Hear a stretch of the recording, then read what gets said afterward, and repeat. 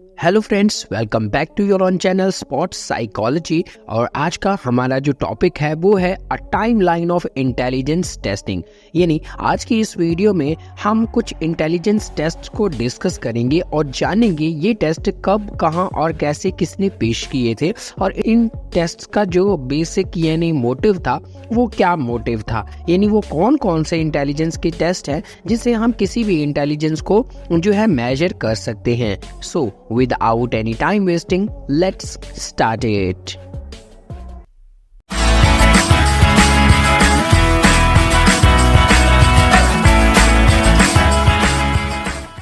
दोस्तों, psychological era में वैसे तो बहुत से इंटेलिजेंस टेस्ट प्रोवाइड किए गए थे। डिफरेंट साइकोलॉजिस्ट ने different type of question nice यहाँ पे बनाए हुए थे जो कि किसी भी पर्सन की इंटेलिजेंस को मेजर करने के लिए यूज किए जाते थे। ये इंटेलिजेंस टेस्ट इस चीज पे बेस कर रहे होते थे कि किसी भी पर्सन की जो एक्चुअल इंटेलिजेंस है वो क्या होती है। जैसे जैसे टाइम गुजरता गया उसी तरह इन इंटेलिजेंस टेस्ट को भी इवॉल्व किया गया और बाद में ये इंटेलिजेंस टेस्ट से होके इंस्ट्रूमेंट का नाम पा गए और इसी तरह मजीद इवैल्यूएशन होती गई और इन इंस्ट्रूमेंट्स को स्टैंडर्डाइज्ड कर दिया गया, यानी तमाम लोगों के लिए ये एक एग्जैक्ट पैमाना बन गया। साइकोलॉजिकल एरा में जो सबसे पहला टेस्ट इंटेलिजेंस का दिया गया था वो दिया गया था एल्फ्रेड बीनेट और थियोडर साइमन ने। इस टेस्ट को उन्होंने 1905 में पेश किया था। बेसिकली 1905 में फ्रेंच गवर्नमेंट ने एक फ्रेंच साइकोलॉजिस्ट एल्फ्रेड बीनेट को हायर किया था और इसको हायर करने का बेसिक मोटिव ये था कि फ्रेंच गवर्नमेंट चाहती थी कि बच्चों का जो इंटेलिजेंस लेवल है वो कहाँ पे है। इस टेस्ट को क्रिएट करने का मोटिव ये था कि फ्रेंच गवर्नमेंट चाहती थी कि जो बच्चे एजुकेशन से थोड़ा सा दूर हैं या एजुकेशन की तरफ नहीं आ पा रहे उनका क्या बेसिक मोटिव्स होते हैं, उनका इंटेलिजेंस लेवल किस हद तक का होता है, ताकि उन पे मजीद वो गवर्नमेंट जो है फोकस्ड कर सके ताकि ज़्यादा से ज़्यादा स्टूडेंट्स जो है स्कूल में इनरोल हों और वो एजुकेशन को हासिल कर सकें। तो इसी जो है नज़रिए के तहत बीनेट और उसके कुलीग थियोडर साइमन ने एक सीरीज ऑफ क्वेश्चंस जनरेट करवाए।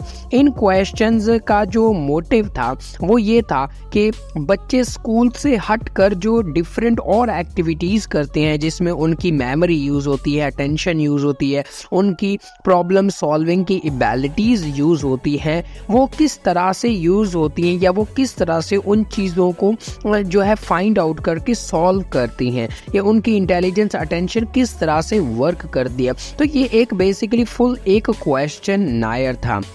इस क्वेश्चन को बहुत स्टूडेंट्स पे अप्लाई करने के बाद बीनेट को इस चीज़ का अंदाज़ा हुआ कि इस क्वेश्चन में बहुत से ऐसे क्वेश्चंस थे जो कि बहुत ही एडवांस्ड लेवल के थे और ऐसे चिल्ड्रन जिनकी एज बेसिकली लो थी लेकिन वो एडवांस्ड क्वेश्चन को भी इजीली सॉल्व कर रहे थे और ऐसे बच्चे जिनके लिए वो एडवांस क्वेश्चन बनाए गए थे वो बच्चे यंगर चिल्ड्रन के लिए बनाए हुए क्वेश्चंस का ही आंसर कर पा रहे थे, एडवांस क्वेश्चन का आंसर नहीं कर पा रहे थे। मतलब बहुत से ऐसे स्टूडेंट थे जो बहुत ज़्यादा एडवांस्ड लेवल पे इंटेलिजेंट थे। तो वहाँ से बीनेट ने एक फाइंडिंग्स की कंसेप्ट ऑफ मेंटल एज की। एक तो हो गई उनकी क्रॉनिकल एज यानी उनकी जो एक्चुअल एज है। फॉर एग्जाम्पल अगर आपकी एज 20 ईयर्स है, 18 ईयर्स है या 7 ईयर्स है, 9 ईयर्स है, 15 ईयर्स है, तो इस एज के बच्चों को लिया गया था। तो उनकी वो जो एज हो गई वो हो गई क्रोनोलॉजिकल एज। दूसरी है mental as. Mental as means वो जितने ज़्यादा क्वेश्चंस का आंसर करती हैं वो उनकी मेंटल एज को डिफाइन करता है। तो यहाँ से साइमन बीने ने मेंटल एज का कॉन्सेप्ट फाइंड आउट किया था। अब साइमन बीने ने इस टेस्ट को जो है इंट्रोड्यूस्ड करवाया और ये साइकोलॉजिकल एरा का फर्स्ट इंटेलिजेंस टेस्ट भी माना जाता है। The Stanford Binet intelligence test 1916।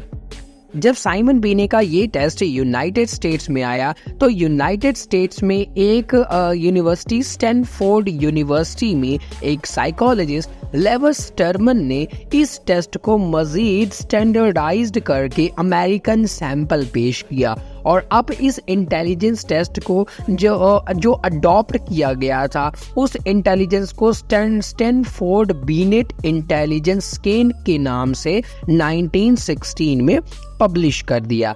अब इस टेस्ट को जिस अकॉर्डिंग लिया गया था, जिस तरह से साइमन बीने ने बनाया था कि इसको इंटेलिजेंस क्वेश्चन का नाम दिया गया, इंटेलिजेंट क्वेश्चन, यानी IQ is equal to intelligence यानी mental age over chronological age multiply by 100। तो इस तरह से जो उनका IQ लेवल आता है वो उनका इंटेलिजेंस लेवल होता है। सो आई होप आज का टॉपिक आपको क्लियर हुआ होगा। अगर वीडियो आपको पसंद आई हो तो वीडियो को लाइक, कमेंट, शेयर और चैनल को सब्सक्राइब करना ना भूलिएगा। सो मिलते हैं फिर हम नेक्स्ट वीडियो में इसी तरह की नेक्स्ट इन्फॉर्मेशन के साथ। तब तक के लिए बाय बाय।